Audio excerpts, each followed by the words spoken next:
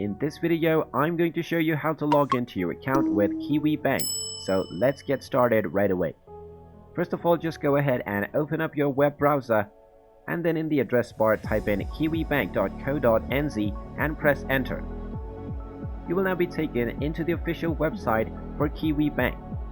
Now in order to log into your account, just click on the login button at the top right corner, and this will take you into the login portal.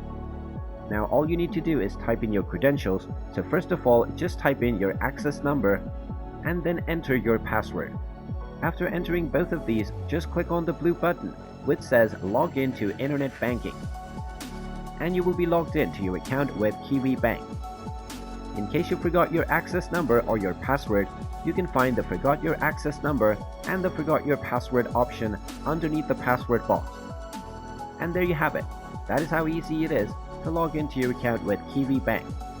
If you find this video helpful, make sure you hit that like button and subscribe to our channel if you haven't done so already.